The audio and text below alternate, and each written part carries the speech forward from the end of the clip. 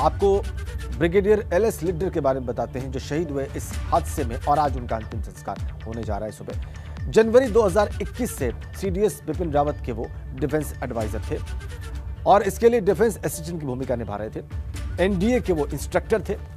Military operations directorate में director की भूमिका उन्होंने निभाई।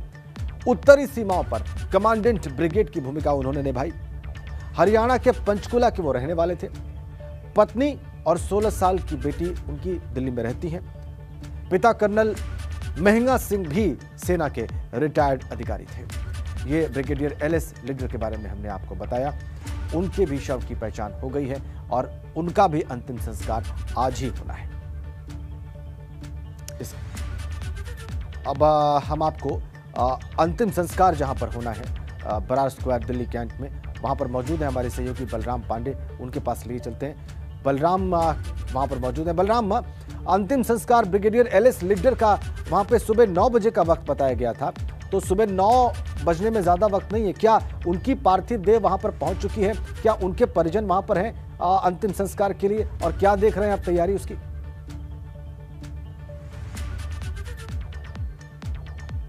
देखिए राजेंद्र, अगर हम बात करें अंतिम संस्कार की तो उसकी सभी तैयारियां पूरी कर ली गई हैं। इस वक्त हम छावनी स्थित बेस हॉस्पिटल के बाहर मौजूद हैं, जहां पर तीनों के पार्थिव शरीर को रखा गया था, चाहे वो जनरल बिपिन रावत जी हों या फिर उनकी पत्नी हों या फिर ब्रिगेडियर लिड्डर हों। उन तीनों के पार्थिव शरीर इसी हॉस्पिटल के अंदर थे। लेकिन अभी कुछ ही देर पहले जो दिवंगत ब्रिगेडियर लिड्डर हैं उनके पार्थिव शरीर को ले जाया गया है। लेकिन अभी भी जो बिपिन रावत हैं और उनकी पत्नी का पार्थिव शरीर इसी हॉस्पिटल के अंदर मौजूद है और माना जा रहा है कि सुबह 9 बजे के करीब उनका पार्थिव शरीर यहां से ले जाया जाएगा उनके आवास पर, और वहां पर 11 बजे से 2 बजे के बीच में लोगों को अंतिम दर्शन करने का मौका दिया जाएगा। उसके बाद 2 बजे के आसपास उनका जो अंतिम यात्रा है वो निकाली जाएगी और उसके बाद यहीं छावनी में आएगी। यहाँ पर उनका अंतिम संस्कार होगा पूरे राजकीय सम्मान के साथ।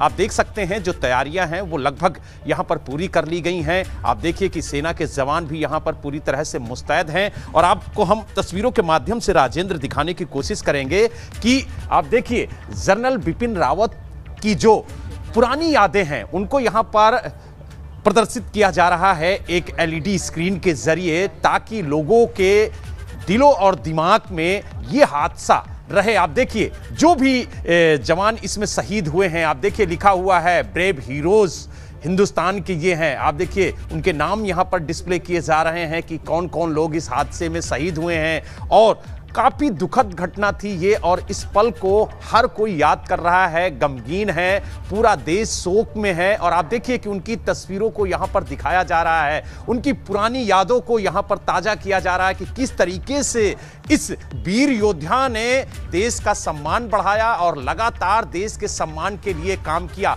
और सेना में एक नया जोश भरने का काम किया है बिपिन रावत जी ने। और ये कहना गलत नहीं होगा। बिल्कुल बलराम, क्योंकि सभी की जो भूमिका रही, जो योगदान रहा, उसको देश हमेशा याद रखेगा। और इसीलिए भी लगातार तस्वीरें जो हम दिखा रहे हैं दर्शकों को वो यही बयां कर रही हैं कि जो उनका पूरा काम रहा, जो अभी तक का पूरा कार्यकाल रहा, वो वाकई में शानदार रहा और आखिरी वक्त में भी वो देश के काम आए। आगे बढ़ते देश के योद्धाओं को पूरा देश श्रद्धांजलि दे रहा है। तमिलनाडु से इनके पार्थिव शरीर पालम एयरपोर्ट पर पहुंचे तो प्रधानमंत्री मोदी, रक्षा मंत्री राजनाथ सिंह, राष्ट्रीय सुरक्षा सलाहकार अजित डोभाल के अलावा तीनों सेनाओं के प्रमुखों ने शहीदों को श्रद्धा सुमन अर्पित किए। तस्वीरें उसी की आपको दिखा रहे हैं। पालम एयरपोर्ट पर जब लाया गया पार्थिव देह सभी शूरवीरों का, तो वहां पर प्रधानमंत्री मोदी खुद पहुंचे, श्रद्धा सुमन अर्पित किए। तस्वीरें उसी की आपको हम दिखा रहे हैं।